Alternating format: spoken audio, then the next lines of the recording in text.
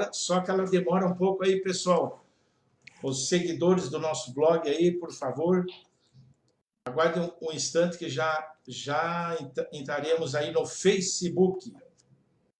Daqui um pouco já vamos estar aí no Facebook. Ele demora um pouco para até ele entrar, né? Vamos ver aqui. No celular. Demora um pouquinho, aí já estamos aí no ar. Deixa eu colocar aqui, liberar para os amigos. Vamos aqui, que está no privado, vou pôr ao público. Muito bem. Ele está demorando. Aí, já está ok. E vamos lá, estamos no ar, já estamos no Facebook. Deixa eu pôr aqui, esse aqui que eu tenho que pôr aqui em cima como título. Um momentinho aí, meus amigos. Um momentinho que nós já entraremos aí no...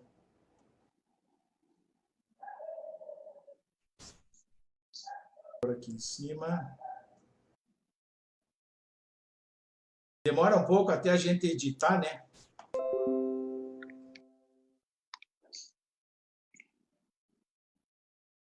Certo. Maria Helena já entrou. Então...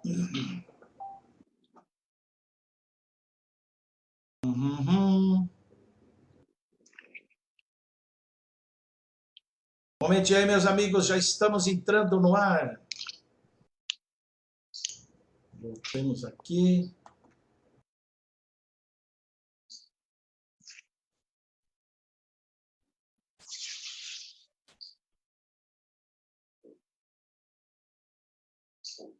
E então, aí pessoal, boa noite. Estamos iniciando mais um programa, O Ponto da Política. Eu sou o Chicão Somavila, editor deste programa, que é realizado do município de Pinhais, no estado do Paraná, para o Brasil e para o mundo. Hoje é 16 de março de 2020, são 19 horas e 22 minutos. Na live de hoje, nós vamos falar sobre o coronavírus e dar uma pincelada aí também, evidentemente, pela dengue, né? E vamos falar aí quais as providências preventivas tomadas pelos governos federal e pelo governo estadual, especificamente aqui do Paraná, né? E sobre ambos os casos, coronavírus e a dengue. Vamos falar também sobre o programa médico de família e até que ponto a pandemia do coronavírus pode afetar a economia brasileira. E para falar sobre esses importantes assuntos, nada mais, nada menos, nada melhor de fazer esta conexão hoje com o Florisvaldo Fier, direto de Curitiba. Ele é médico, servidor público e ex-deputado federal pelo PT do Paraná. Ele é mais conhecido como Dr. Rosinha. Eu agradeço antecipadamente já por ter aceitado o convite, doutor Rosinha, para comentar e esclarecer dúvidas a todos nós. Seja bem-vindo ao programa. Tudo bem com o senhor? Eu estou bem, Chicão. Como você, preocupado com o coronavírus, até porque, não sei a sua idade, mas a minha 65. Falta pouquinho para 70 no grupo de risco. Então, nós temos que ter maior preocupação. É isso aí. Eu fiz 65 dia 12 agora. Mas eu já estou no grupo de risco.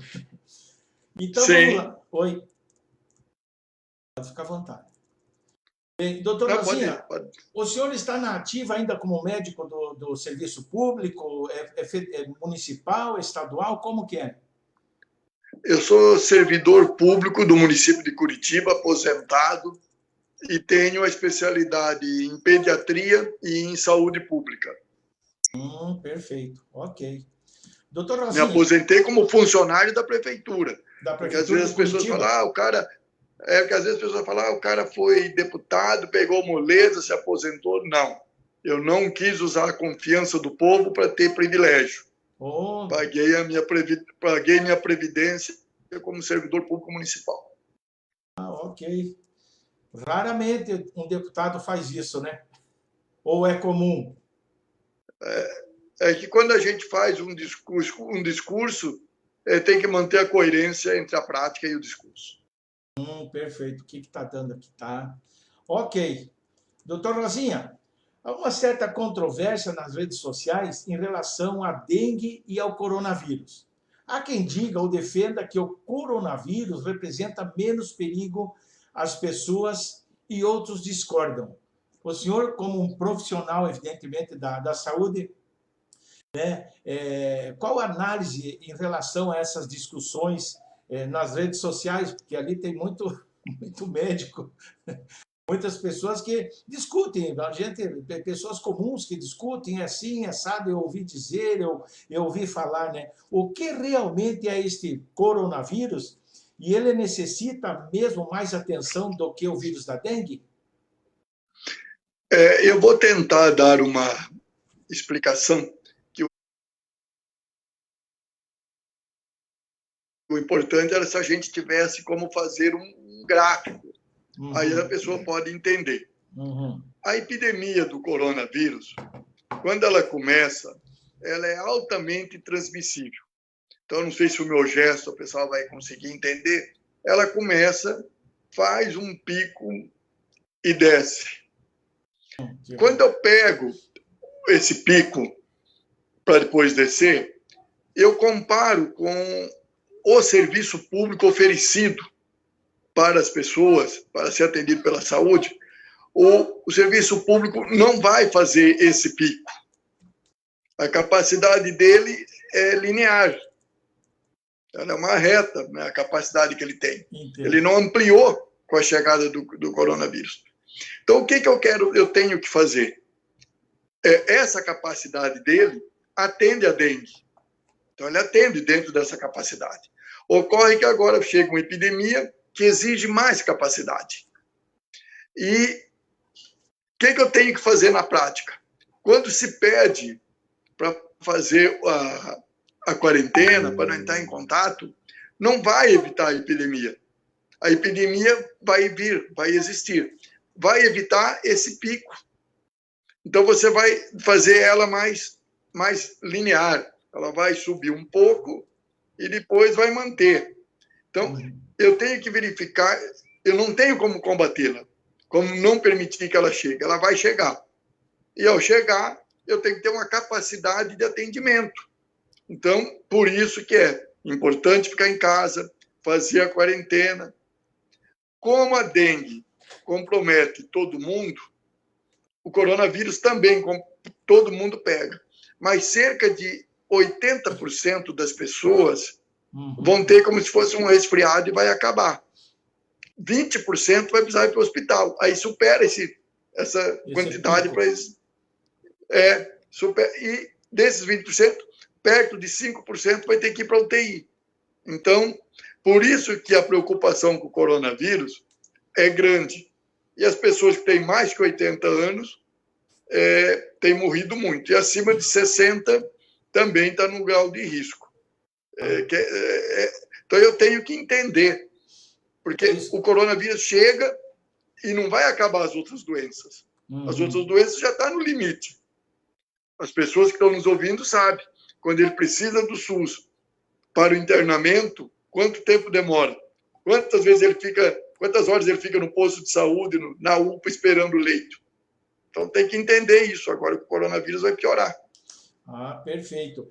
E, doutor Rosinha, hoje, ontem à noite, o governo federal, através do secretário, o secretário do Ministério da Saúde, esteve na televisão, enfim, e anunciando algumas medidas. Porque vamos liberar aí 5 bilhões e não sei o quê, etc. e tal.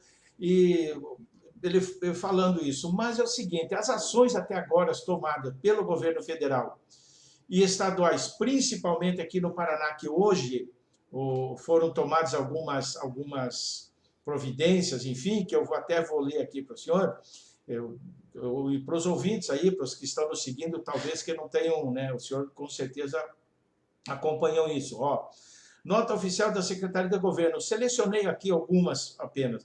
O governo estadual anunciou hoje à tarde algumas medidas para mitigar o coronavírus. Um exemplo. Primeiro, suspender as aulas das escolas públicas estaduais, particulares e municipais, mas somente a partir do dia 23. Fechamento dos eventos nos teatros da cidade, além de museus particulares, públicos, além de museus públicos e particulares, e também do Zoológico de Curitiba. Suspensão de visitas em hospitais penitenciárias e centros de socioeducação. E também ele anunciou uma medida que eu achei um pouco, talvez eu não tenha entendido, que vai monitorar movimentação de pessoas nas fronteiras com o estado do Paraná. E também as aulas suspensas continuam em universidades, em públicas e estaduais do Paraná. Então, e por fim, ele ressalta outras coisas aqui, que se as pessoas precisarem, se tiverem algum sintoma, não é para ir, não é para se deslocar às unidades de saúde, é para entrar em contato com o telefone da prefeitura, que os agentes capacitados vão lá para internar, para atender, enfim, para fazer talvez uma pré-seleção, né? Como é que o senhor vê essas medidas aí, tanto do governo federal como do estadual aqui? E só lembrando que em Pinhais nós tivemos hoje confirmado aqui o primeiro caso de coronavírus num jovem de 27 anos de idade. Pois é, esse jovem de 27 anos de idade provavelmente não vai correr risco de vida, vai estar doente, mas ele já transmitiu para alguém e vai continuar transmitindo. Então, esse é o caso de ficar em casa. Eu vou tentar lembrar de tudo que você comentou, Chicão. Talvez eu esqueça. Aí talvez eu esqueça. A primeira coisa, os 5 bilhões do governo federal. Desde que teve o golpe, que tirou a Dilma, e aprovaram a emenda constitucional 95, foi tirado mais de 20 bilhões da saúde. Então, isso destruiu a capacidade de investimento dos governos, principalmente dos municípios. Quando fala que não é para ir para o posto de saúde ou para a UPA, é correto não ir. Mas eu pego aqui em Curitiba como exemplo, que aqui eu conheço. Nós tínhamos mais de 2.000 agentes de saúde. Hoje deve ter uns 800, 700, 800. O pessoal foi se aposentando, saindo, e não houve contratação de gente. Quer dizer, então, a saúde da família está debilitado. Mais médicos, por exemplo, que aqui em Curitiba tinha, hoje não tem mais. Então, perdeu o número de médicos também. Nós teríamos que... Até que agora ele está chamando os médicos cubanos de volta aqui. Não devia ter demitido esse pessoal, mandado ele embora. Isso mostra uma certa incompetência. A outra questão que se levanta das aulas. A Argentina tem menos casos que o Brasil. Bom, você vai dizer, mas a população é menor. Sim, é menor, tem menos casos. O Uruguai parece que não teve nenhum caso. O Paraguai eu não sei quanto teve, mas todos eles já suspenderam aula, todos eles já tomaram essas iniciativas antes que o governador aqui do Paraná. E fecharam as fronteiras já, né? E já fecharam as fronteiras. Quer dizer, então, eu acho que o nosso governador está tomando decisão muito atrasada. E aqui no Paraná, nós temos um problema estrutural bastante grave. São poucos os municípios que têm capacidade de atender seus pacientes, todos. A maioria dos municípios, o que ele faz? Coloca os que precisam de especialidade médica dentro de ônibus, dentro de carro e traz. Aí vem 30, 40 municípios, 50, sei lá eu, por dia para cá. Quer dizer, qual é a capacidade desses hospitais, desses municípios? Isso é estrutural. Não é que o Ratinho tem culpa. Todo mundo que antecedeu a ele, e ele também, porque ele não fez nada para corrigir isso. Então, nós temos dificuldade. O problema nosso hoje, eu tenho dito, é político. Não é o técnico de saúde, não é o funcionário público, é um pessoal, na grande maioria, todo mundo muito competente, Mas o problema são as decisões políticas que estão sendo tomadas. Por exemplo, o ministro decide que não pode sair de casa quem está em quarentena. Bom, o presidente sai. Péssimo exemplo. Horrível. É o único Péssimo, presidente no mundo que agiu dessa forma, né? Pois é. Então a gente tem que tomar cuidado, porque a gente tem que antecipar. A Itália não antecipou. Veja a catástrofe que está. A Espanha e Portugal já antecipou. Já fecharam, já acabou a aula, acabou tudo. Então, tem que antecipar. Se nós compararmos o que ocorreu na Itália e na Coreia do Sul, que chegou junto na mesma época, a Coreia do Sul antecipou e fez tudo. E até a Itália não fez, não acreditava. E na Coreia do Sul não tem nenhum caso até agora confirmado, né? Não, tem vários. Já tem centenas de casos, mas na não Coreia tem do Sul. Aquela catástrofe que existe em outros locais, né, como na Itália. Perdão. É Coreia do Norte, que não tem nenhum também, ninguém entra lá, né? A gente não se sabe se eles vão notificar ou não. É. Agora, quando você fala da economia... Antes de entrar nesse lado, só deixa eu ler aqui alguns participantes, doutor Rosinha, por favor.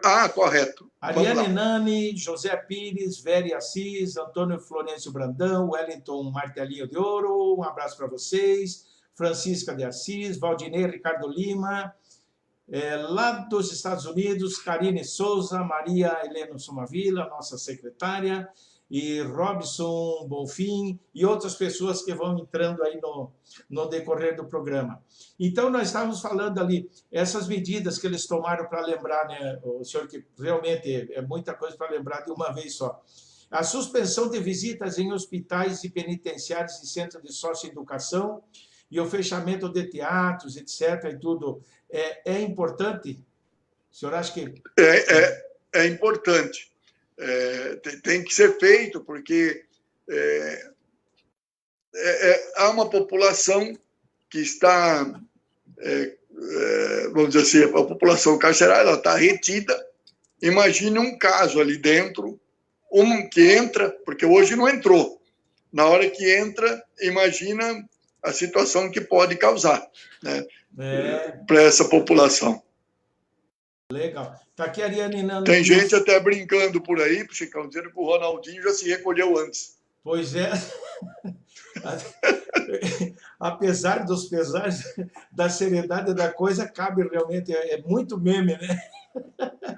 Aqui, boa noite, Chicão, Ariane Nani. Ela fala, antes tarde do que nunca, né? Risos, ela diz, tá certo, a gente tem que se cuidar, né?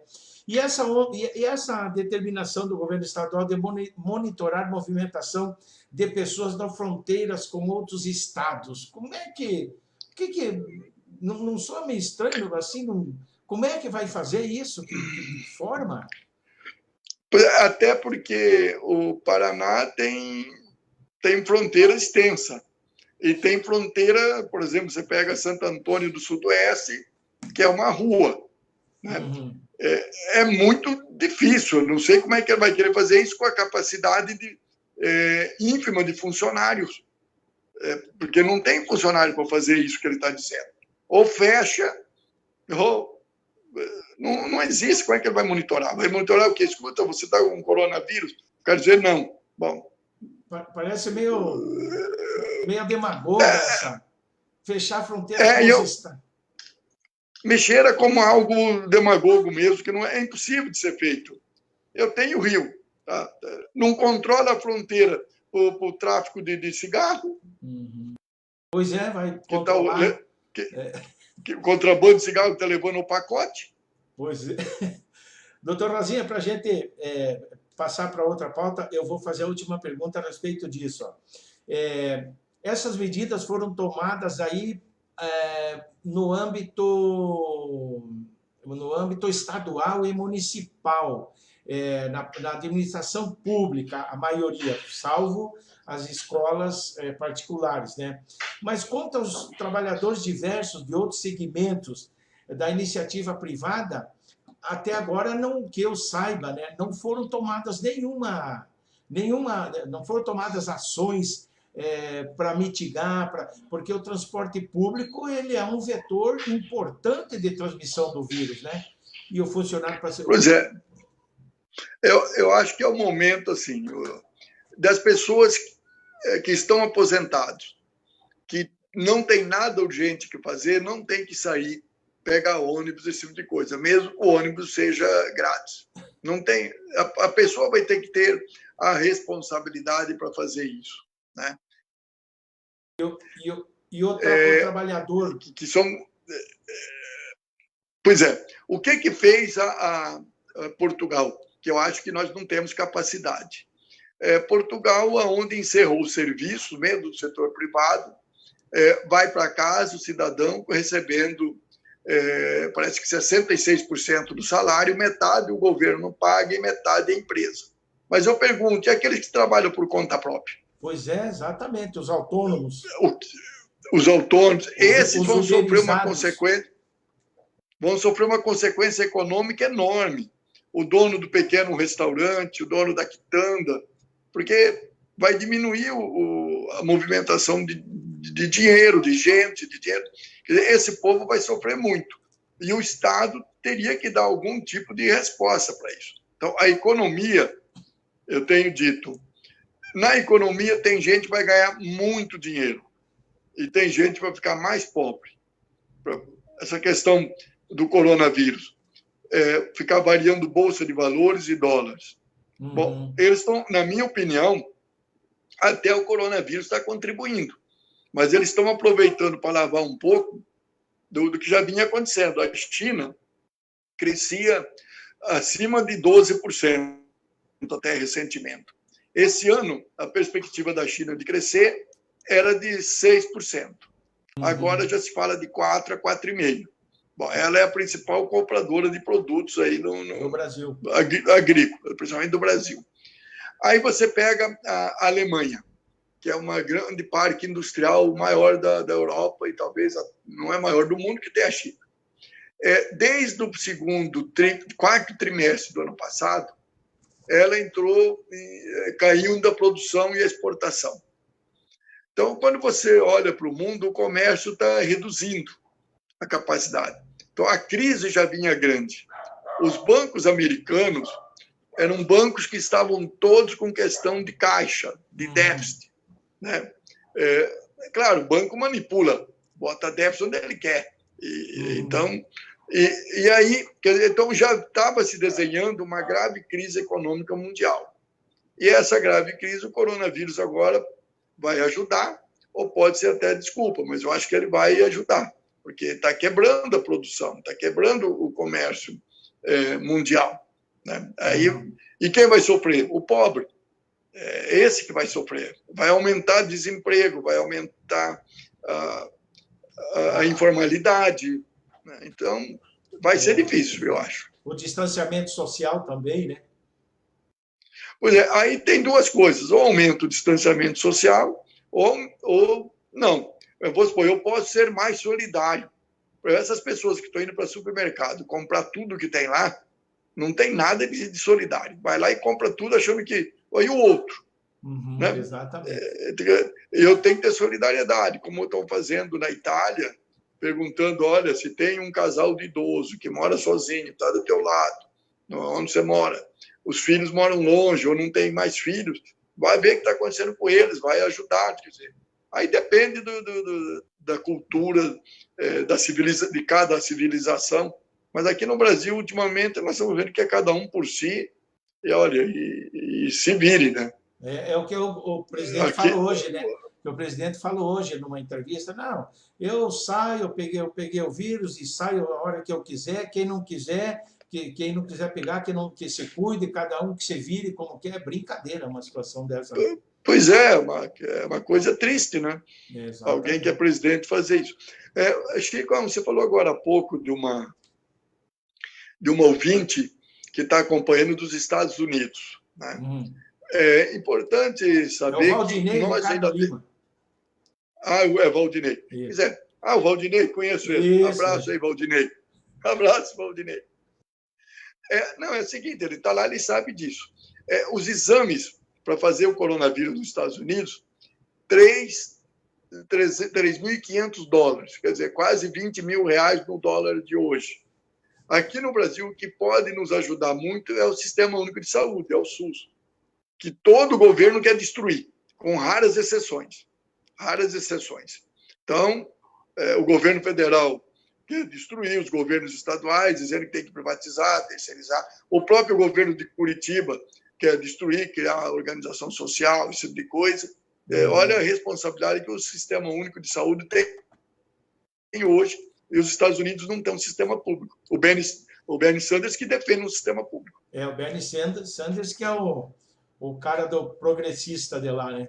E assim, a respeito, o senhor falou agora há pouco de supermercado, para a pessoa não ir, não comprar muita coisa, para ter solidariedade e tal. Eu lembrei que o Alberto Fernandes, né, da presidente da Argentina, junto com a Cristina Kirchner, eles congelaram o álcool gel. E aqui no Brasil está disparado e ninguém faz nada. 27, 30, 40 conto um litro de álcool gel. E na Argentina, o governo se preocupou com o povo e congelou.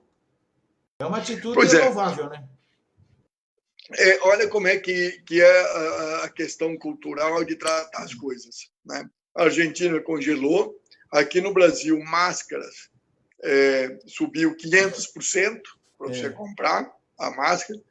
E na China, há uma fábrica de automóvel, mudaram o que ela devia produzir e ela produz 5 milhões de máscaras por dia. Então, veja as capacidades que tem. Agora, o álcool gel, por que as pessoas todo mundo tem que ter em casa? Em casa é água e sabão. Álcool gel precisa. Ontem eu precisei ir numa farmácia para comprar remédio. Na hora que eu perguntei, olha, onde é que está o álcool gel? Porque eu toquei no balcão, Não tinha álcool gel para você passar na mão. Quer dizer, num local que atende doentes, não tem álcool gel para passar. O dono da farmácia preferiu vender tudo do que ter para resguardar e prevenir a doença dos seus funcionários e dos clientes que vão lá para comprar. Eu acho isso um absurdo. Em casa, eu não preciso de álcool gel, preciso de água e sabão. Isso eu preciso. Água e sabão já é o suficiente. É isso? Sim, sim. A água e sabão. Tem uma história, não sei se você conhece, os ouvintes devem conhecer. Foi na Alemanha. Um médico observou que quando ele começou a lavar a própria mão com água e sabão, diminuiu pela metade o índice de mortalidade materna nos partos. Aí que começou a se comprovar isso. Interessante, informação interessante, doutor. Eu tenho aqui, comente também muito aí que nas redes sociais que a imprensa exagera na divulgação de notícias sobre o coronavírus e a Covid-19, né? O vírus e a doença. Né? Até teve gente importante no país aí que falou que não, isso é uma bravata da imprensa. Como é que o senhor vê isso? Qual que é a diferença? O coronavírus, claro, é o vírus e o Covid-19 é a doença. O senhor acha mesmo que há exagero por parte da imprensa ou ela está agindo assim de uma forma honesta e trazendo informações visando a prevenção da população? Eu acho que a imprensa chamada comercial, de uma maneira geral, ela tem colocado aquilo, tem se preocupado com o coronavírus e divulgado a verdade. Nas redes sociais online, onde há um grau de irresponsabilidade no nível do Jair Bolsonaro, aí se ouve de tudo. Como, por exemplo, dizer que foi o Edir Macedo, dizer que isso é coisa de Satanás. Ou o Malafaia dizer, não vou fechar minhas igrejas. Gente, isso é um erro enorme. Há um ditado que eu quero até lembrar. Quem madruga, Deus ajuda. Quer dizer, quem se cuida, Deus ajuda. Quem não vai se cuidar também... Sem dúvida. Sabe? Então, a gente tem que usar o próprio ditado para enxergar. Eu tenho que me prevenir. Eu tenho que ter prevenção. Senão... Então, a imprensa séria está trabalhando bem. Inclusive, o próprio ministro, tem gente dizendo, eu me surpreendi com o ministro. O Mandetta? O ministro, o Mandetta resolveu ouvir os funcionários de carreira e os técnicos do Ministério da Saúde. Porque ele sempre, eu acompanho ele, né? Tive a oportunidade de estar na mesma legislatura, e o Mandetta sempre, por exemplo, foi contra mais médicos, nunca defendeu o SUS, agora ele está vendo a necessidade do SUS. Ele não defendia o SUS e era contra o Mais Médicos, o Mandetta? Claro, sim, o Mais Médico ele votou contra. Bom, ele trabalhou contra. Uhum. Acontece que daí, se ele ouvir isso, ele vai dizer, não, eu sempre defendi o SUS, mas eu vi a prática. Tem uma coisa, Chicão, que eu tenho pensado, que é o seguinte, nenhum governo fez ainda. É declarar a urgência epidemiológica que tem, e no mesmo decreto, ou no outro imediatamente, dizer que ele pode requisitar serviços privados e com a remuneração do SUS. Sabe, os hospitais privados, na minha opinião, têm que ser requisitados, se necessário, com os honorários, com aquilo que paga o Sistema Único de Saúde. Eu ainda não vi nenhum governo tomar essas iniciativas. São necessárias. Ok. O Robson, Cíntia Bonfim e o Valdecir Deck também estão aí nos acompanhando. Eu tenho mais aqui, ó. Doutor Rosinha, em entrevistas concedidas aí a diversos meios de comunicação, a médica e pesquisadora Esther Sabino, do Instituto de Medicina Tropical da USP, né, e coordenadora de pesquisa sobre o coronavírus, e eles que fizeram, sequenciaram o genoma, isso. Né, é isso? Disse que o pico da Covid-19 no Brasil chegará aqui entre os meses de abril e maio. A rede pública, aí que eu entrar aqui nessa pergunta aqui, a rede pública e a rede privada de saúde, elas estão preparadas com leitos, remédios, equipamentos e profissionais da área para enfrentar o que aponta a pesquisadora Esther Sabino? Eu acho que na quantidade de leitos, não. Por isso que eu acabei de... O pico aquele. Isso. Por isso que eu acabei falando da necessidade de se for preciso requisitar hospitais. Porque naquele pico, se ele chegar, a rede pública não dará conta. Profissionalmente, e os técnicos, esses dão conta, mas não dá conta a quantidade de leito disponível, a quantidade de serviços disponíveis. Não dá conta, né? Leitos e tudo mais. Não dá. Não dá conta. O programa médico da família, ele atua na prevenção primária, né? O senhor já falou primeiro ali também, e inclusive para todas as faixas etárias, né? E o governo federal ele está dando a devida atenção ao programa Mais Médico? Qual a importância deste programa neste momento? Bom, é fundamental. Se é para não ir para o posto de saúde, e não deve ir mesmo, não deve ir para pronto-socorro, o atendimento tem que ser em casa. Então, o primeiro acompanhamento, o primeiro atendimento pode ser feito por uma enfermeira, por um auxiliar de enfermagem, por um agente de saúde. Agora, se complicar um pouco, o médico vai ser necessário ele fazer a visita para ver se precisa do internamento ou não. Então, hoje, o Mais Médicos está deficitário. Está faltando. As comunidades indígenas não têm médicos. Os municípios mais pobres não têm médico. Por isso que hoje o Ministério da Saúde anunciou a contratação dos médicos cubanos que permaneceram no Brasil e que o próprio Ministério da Saúde proibiu de trabalhar. Agora eles estão dizendo, aquilo que eles diziam, são médicos, faz junta, não tem formação, agora eles estão vendo que a necessidade desses médicos. Falaram muito besteira. Tem uma coisa, Chicão, que me passou pela ideia agora, que eu acho, pode até alguém já ter escrito isso, eu não li, A grande epidemia que houve na China e na Europa é inverno e final de inverno. Aqui nós estamos no outono. Pois é. A epidemia chegará. Agora, qual vai ser o comportamento do vírus numa temperatura um pouco maior do que tem lá?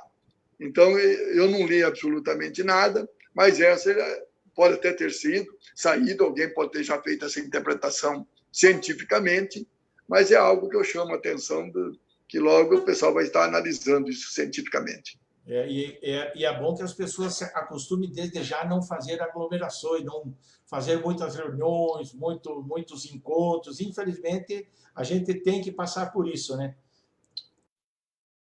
Doutor Rosinha. Chicão, quando se fala em quarentena, não fala eu ficar trancado em casa. Certo. Você acabou de dizer, se você vai fazer a caminhada, procure fazer a caminhada em locais que não tem aglomeração de pessoas, porque você tem que fazer o exercício físico, né? Num horário que tem menos gente. Tem muita gente que mora em bairros que tem pouco movimento nas ruas, então vai caminhar nesses bairros, nesses locais. Legal. Então, chegando quase no final, fazer a última pergunta, depois as suas considerações finais, né? A economia brasileira fechou em 2019 com um PIB de 1,1%. Isso equivale aí a 70 bilhões, que o PIB brasileiro são 7 trilhões e meio, mais ou menos, né? Muito aquém, esse 1,1, o Brasil cresceu só isso, muito aquém do desejável ou do previsto pela equipe econômica do governo federal. O governo federal, na sua opinião, está tomando as providências para socorrer o setor produtivo de um modo geral? Ou ele está agindo de forma seletiva, atendendo um certo segmento e não outro? Dá para se ver assim, o Produto Interno Bruto, que é o chamado PIB, ele é composto de tudo aquilo que se é produzido no país, de tudo que é trabalho. Eu vivo dizendo o seguinte, até ficar doente você ajuda no PIB, porque você vai comprar remédio, vai pagar médico, você ajuda o PIB a crescer, porque o PIB é a somatória de todo o processo criado dentro de um país. Isso quem estimula é o governo. E, no caso, não há nenhum estímulo. Por exemplo, ele está vendendo a Petrobras. A Petrobras é uma grande incentivadora de crescimento do produto interno bruto, quando ela faz investimentos no desenvolvimento da ciência, da tecnologia, na ampliação de serviços. Ele está vendendo, por exemplo, a fábrica de fertilizante aqui de Araucária, a Fafel, e depois ainda nós vamos ter que importar fertilizante. Né? Então, o governo não está preocupado com isso. Inclusive, a geração de emprego, quando o salário conta no PIB. Então, eu não vejo perspectiva de crescimento do PIB. E qual a importância do crescimento do PIB? A importância é que o PIB tem que crescer mais do que cresce a população.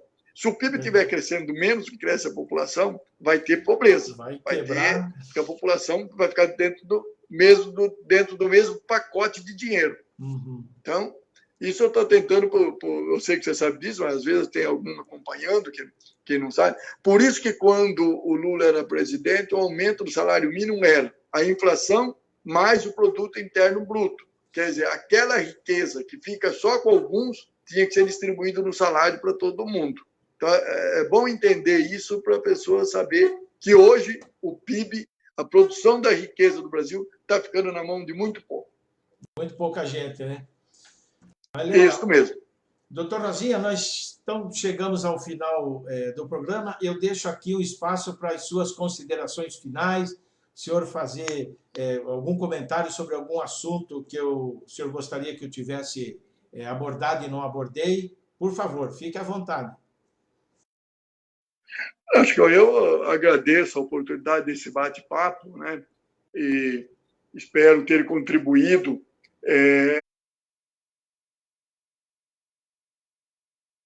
principalmente na reflexão.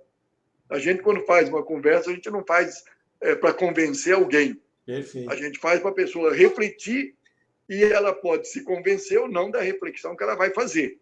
Então, o objetivo da nossa conversa é justamente ajudar na reflexão. E eu espero que tenha ajudado nessa reflexão. Mas, finalmente, quero dizer o seguinte, ó, o Sistema Único de Saúde é um sistema que todo mundo usa. Na promoção da saúde. O que é a promoção da saúde? Na hora que eu fico falando da saúde, educando, fazendo um processo de educação da saúde, como, por exemplo, lave as mãos, use álcool gel. Isso eu estou trabalhando num processo educativo. Na prevenção, também lave a mão, eu também estou prevenindo ao lavar a mão. A vacina é a prevenção. E depois o atendimento. Tudo passa pelo SUS. Uma indústria, lembra bem, essa cerveja que contaminou e matou gente em Belo Horizonte, essa cervejaria deveria ser fiscalizada pelo SUS. Se não foi, houve falha. Tem que fiscalizar. O creme dental, o sabonete, tudo depende do SUS. Então, nós temos que defender o SUS. Pedir esses 20 bilhões que foi tirado de volta para melhorar o atendimento do povo. Então, essa a consideração final. Defesa do Sistema Único de Saúde, que ele é público, ele é gratuito, e quem usa ele sabe que ele é bom, porque os profissionais, médicos, os técnicos, todo mundo é bom. Então, é raro ter alguém que não é. Então, aquele que não é indivíduo, a gente deve denunciar. Mas a maioria é gente séria. E por isso nós estamos em boas mãos nessa epidemia. Se tiver problema, vai ser político, não vai ser de técnico. Ok.